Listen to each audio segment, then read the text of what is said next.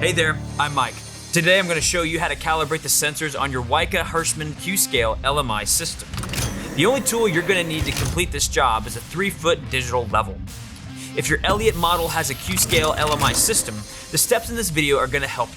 Before we get started, make sure you read, understand, and obey the manufacturer's instructions and safety rules, your employer's safety rules and worksite regulations, and all applicable governmental regulations. You also want to make sure you have the appropriate tools, lifting equipment, and a suitable workshop. The overall condition of the equipment, maintenance, and inspection procedures are just as important as safe operating procedures and a positive attitude towards safety. All these procedures properly applied will significantly reduce the likelihood of an accident or equipment failure. Finally, feel free to pause this video at any time to make sure you're doing each step safely and correctly. Now, once your unit is set up, you can go to the run screen and press the arrow button next to the wrench icon, which will bring up the passcode screen. The passcode is 5359. Use the dial on the right to highlight the number and press down on the dial to select it. After you've entered the passcode, press the arrow button next to the checkmark icon. Now you will see the hour meter screen. Turn the dial clockwise one click to navigate to the sensor calibration screen. Okay, start off by calibrating the tilt sensor. If you have an Elliott model E145, you do not have a tilt sensor to calibrate, so you can move on to the next step.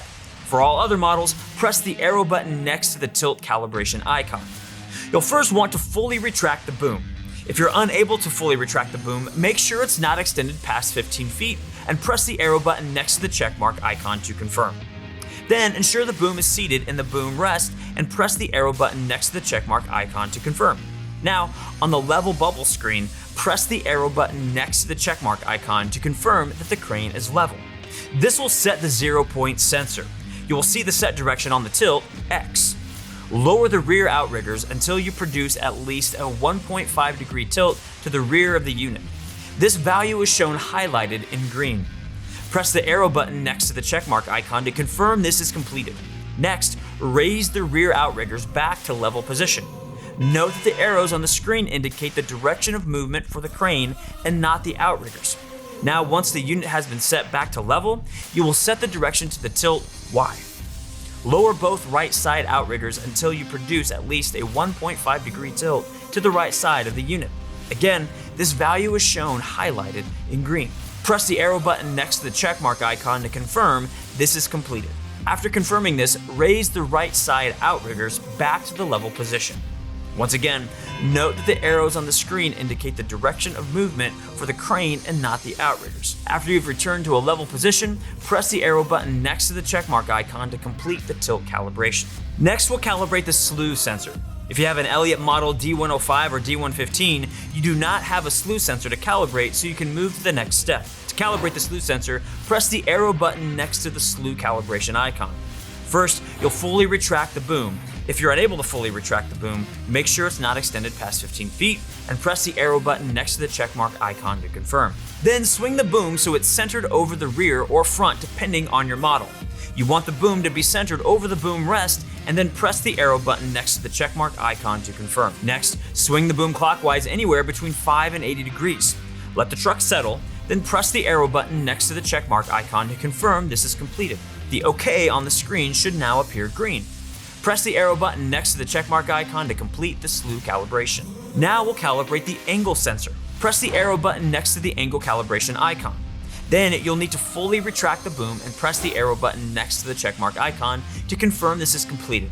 Next, lower the boom to exactly 0 degrees. You'll set the 0 degrees point on the boom by using a digital level placed on the boom. Move the boom until the level reads 0 and then press the arrow button next to the checkmark icon to confirm this is completed. Next, raise the boom up anywhere between 5 and 80 degrees.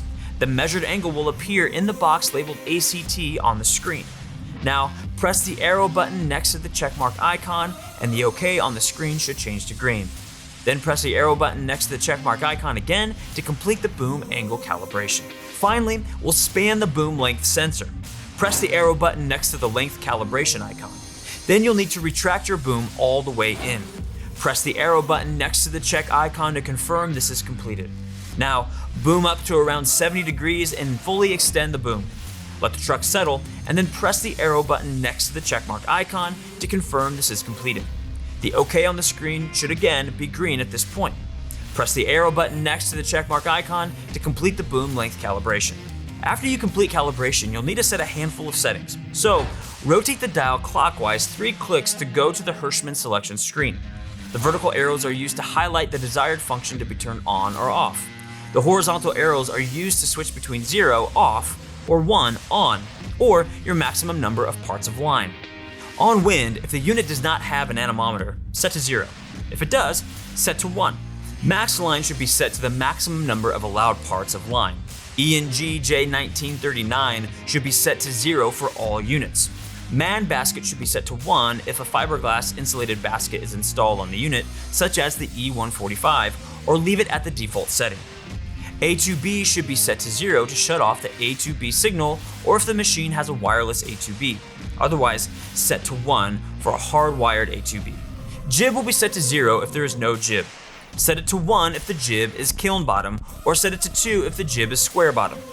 Stowed jib will again be set to 0 if there is no jib, and set to 1 to turn on the stowed jib menu. Line pull set to 0 depends on the load line single pull. Please refer to your load chart. Tilt will be set to 0 on an E145 unit, otherwise set to 1 for all other units. Slew will be set to 0 for D115 and D105 units, otherwise set to 1. Basket load can be set to 0 if you don't want to see that option, or to 1 if you do. Finally, you can return to the run screen by pressing the home button located under the dial. It has 4 arrows pointing inward. Now that your QScale sensors are all calibrated, you ought to be good to go. If you need more help, don't hesitate to reach out to one of our service techs at 531-772-0829, and make sure you check out all of our other technical support videos at elliotequip.com.